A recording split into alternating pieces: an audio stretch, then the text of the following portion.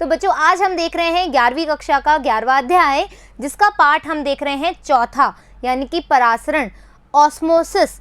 ये बहुत ही important topic है। जैसा कि हमने थर्ड पार्ट पढ़ा था वैसा ही फोर्थ पार्ट है। हमें देखना है कि ऑस्मोसिस क्या होता है। वैसे तो हम ये चीज़ का डिस्कशन कर चुके हैं कि वाटर मॉलिक्यूल कैसा जाएगा। पहला जो पार्ट थर्ड आपने देखा होगा ना, यदि वो अच्छे समझ में आ गया होगा तो part fourth definitely without any hesitation, without any confusion तुम्हें फर्स्ट टाइम में समझ में आ जाएगा और तुम खुद आंसर कर पाओगे। चलिए आ जाओ। परासरण यानी कि ऑस्मोसिस।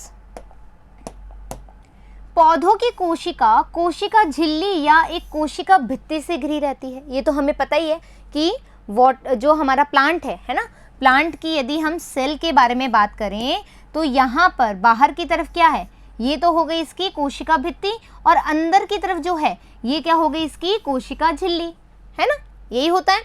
यह कोशिका भित्ति जल एवं विलयन में पदार्थों के मुक्त रूप से पारगम्य होती है।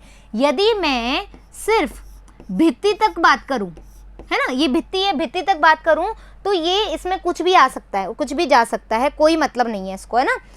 कोशिका भित्ति जल एवं विलयन के लिए जो भी सॉल्यूट आएगा, है ना, जो भी हमारा वाटर आएगा वो उसके लिए इजीली क्या है, परमिएबल है, पारगम्य है, कोई रोक टोक नहीं है यहाँ पर। लेकिन जैसे ही ये अंदर की तरफ आएगी, कौन, झिल्ली की तरफ, तो अतः ये परिवहन गति के लिए बाधक नहीं होती है। कोई भी यहाँ पर गार्ड नहीं है जो तुम्हें रोकेगा। इजीली आओ, इजीली जाओ। एक पौधे की कोशिकाओं में प्राय एक केंद्रीय राजधानी होती है। यदि अपन बोले कि पौधे की कोशिका की बात करें तो इसके अंदर एक बड़ी सी टोनोप्लास्ट होती है ना, मतलब एक वैक्यूल होती है, प्लांट वैक्यूल होती है। उसके बाहर का जो कवरिंग होता है उसको टोनोप्लास्ट बोलते हैं। ये तो हम पढ़ चुके हैं ऑलरेडी। तो जिसका राजधानी युक्त रस कोशिका के विलय विभव में भागीदारी करता है। कोशिका के विलय विभव यानी कि 5S के लिए हेल्प करता है। ये बात सही है, यहाँ तक कोई डाउट नहीं। आ जाओ। पादप कोशिका में कोशिका झिल्ली तथा रसधानी की झिल्ली टोनोप्लास्ट। आ गई बात। अब अपन बाहर भित्ति की बात नहीं कर रहे, अब अपन अंदर मेम्ब्रेन की और जो वैक्यूल है उसके बाहर की जो टोनोप्लास्ट है बच्चों, उसके बारे में बात कर रहे हैं। ये हमारी झिल्ली हो गई, है ना, और ये हमारी टोनोप्लास्ट हो गई, और ये हमारी पादप, क्या बोलते हैं वैक्यूल को, राजधानी, पादप राजधानी हो गई। आ गई बात समझ में। दोनों एक साथ कोशिका के भीतर एवं बाहर अणुओं की गति निर्धारित करने के लिए महत्वपूर्ण है। दोनों, कौन सा मॉलिक्यूल अंदर जाएगा, कौन सा मॉलिक्यूल अंदर नहीं आ सकता, दोनों ही हेल्प करती है उस पर्टिकुलर मॉलिक्यूल की गति के लिए कि कौन अंदर आएगा और कौन अंदर नहीं आएगा। परासरण विशेष रूप से एक विभेदक वर्णनात्मक या पारगम्य झिल्लिका के आर पार जल के विसरण के लिए संदर्भित है। दैट मीन्स परासरण क्या है, एक विशेष प्रकार का लॉक्यूमेशन है। किसका, जल का, मतलब जल का एक गमन है, परिवहन है। कहाँ पर, उस आर पार झिल्ली की तरफ, कि वो जाएगा या नहीं जाएगा उसको कौन बता रहा है, परासरण बता रहा है, ऑस्मोसिस दर्शा रहा है। परासरण स्वतः ही प्रेरित बल की अनुक्रिया से पैदा होता है। क्यों, बहुत ज्यादा वाटर कॉन्सेंट्रेशन है, कम कॉन्सेंट्रेशन की तरफ चला जाएगा, अपने आप ही चला गया। बहुत ज्यादा पानी मात्रा में आता है तो बहता बहता चला जाता है। जैसे कोई पुल टूट जाता है कई बार, तो पुल, जहां पानी बहुत ज्यादा था पुल की तरफ, तो वो पूरे गांवों को नष्ट करता हुआ जाता है। तो अधिक उसमें अपने आप प्रेशर लग गया ना, अपने आप अपनी खुद के बल से आया है। तो ऑस्मोसिस क्या है, अधिक सांद्रता से जल के अणुओं का कम सांद्रता की ओर गमन है। ये कौन शो करता है, परासरण शो करता है। किसके द्वारा, एक तरह से हम बोल सकते हैं डिफ्यूजन के द्वारा शो करता है। परासरण की दिशा, गति, दाब प्रवणता, जो दाब है उस पर कितना प्रेशर लग रहा है, नेचुरल सी बात है ना भाई, बांध टूटा, पानी का फ्लो हुआ, अब वो कहीं पर भी जा रहा है, जितनी प्रवणता होगी वो इजीली वहां पहुंच जाएगा। और सांद्रता प्रवणता, कितनी कॉन्सेंट्रेशन है, जितना पानी ज्यादा होगा उतना प्रेशर लगेगा, उतनी सांद्रता होगी और उतना ही अच्छा गति से वो परिवहन करेगा। आ गई बात समझ में। तो जो परासरण है है ना, जो ऑस्मोसिस है वो किस पे डिपेंड कर रहा है, कितना प्रेशर लग रहा है वाटर पे और कितना उसका कॉन्सेंट्रेशन है, उन दोनों बातों पे ये निर्भर करता है। आ गई बात समझ में? आ जाओ। जल अपने उच्च रासायनिक विभव या सांद्रता, जो उसका कॉन्सेंट्रेशन ग्रेडियंट है, से निम्न रासायनिक विभव यानी कि जो वाटर कॉन्सेंट्रेशन ज्यादा है, कहां पर गति होगी, जो वाटर कॉन्सेंट्रेशन कम है वहां पर वाटर मॉलिक्यूल क्या करेंगे, गति करेंगे। आ गई बात समझ में? जो कॉन्सेंट्रेशन है कहां पर, उच्च सांद्रता से निम्न सांद्रता की तरफ क्या करेंगे, परिवहन करेंगे। आ गई बात समझ में? जब तक साम्यता पर ना पहुंच जाए, वेरी वेरी इंपॉर्टेंट बात, ठीक है।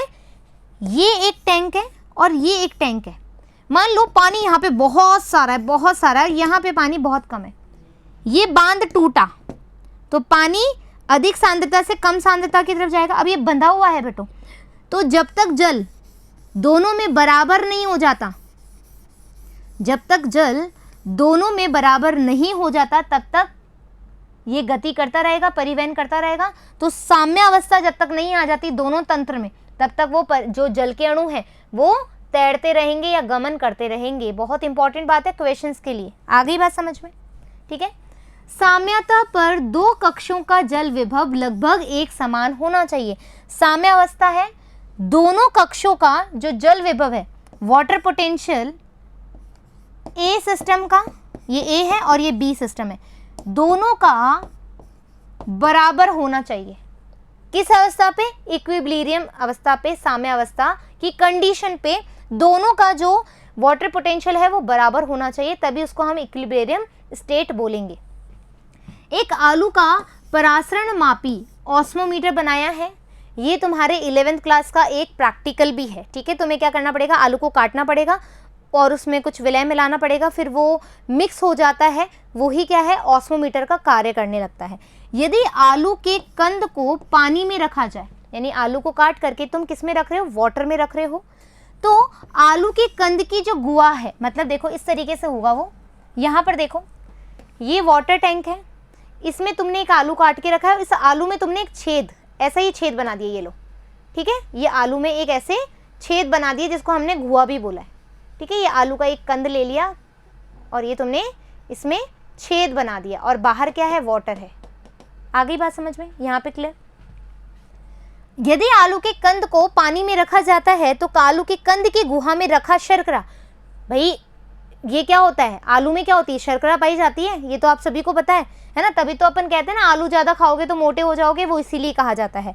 कंद की गुहा में रखा शर्करा का सांद्र घोल परासरण के द्वारा पानी को एकत्रित कर लेता है, इकट्ठा कर लेगा, जिसमें दो कक्षों अ व ब में रखे गए विलयनों में भरकर वर्णात्मक पारगम्य झिल्ली द्वारा अलग अलग किया जाता है। अब क्या देखा जाएगा कि कौन से दो विलयन है, कौन से तंत्र में उस पानी का बहाव होगा। किस कक्ष के घोल में एक निम्नतर जल विभव है?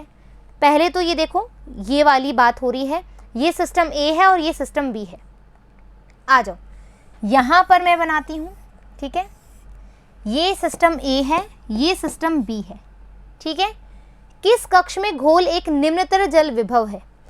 यहां पर ये जो तुम देख रहे हो ये जल के अणु नहीं है बेटा, ठीक है।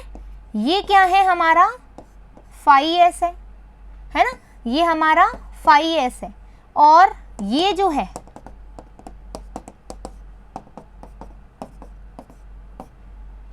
यहां पर जल ज्यादा है, ठीक है, तंत्र ए में। यहां पर जल कम है। बहुत ज्यादा जानकारी होनी जरूरी है इस क्वेश्चन के आंसर करने के लिए। यदि तुमने प्रीवियस वीडियो देखा है आंसर इजीली कर पाओगे। हम बोल रहे हैं किस कक्ष के घोल में एक निम्नतर जल विभव है ना, किस कक्ष के घोल में एक निम्नतर जल विभव है, यानी वाटर पोटेंशियल किस में कम होगा। देखो यहां पर पानी की मात्रा ज्यादा है, वाटर पोटेंशियल मतलब यहां पर पानी की मात्रा ज्यादा है लेकिन सॉल्यूट कम है, तो यहाँ पर सॉल्यूट कम है, तो ये तो हमेशा नेगेटिव ही होता है।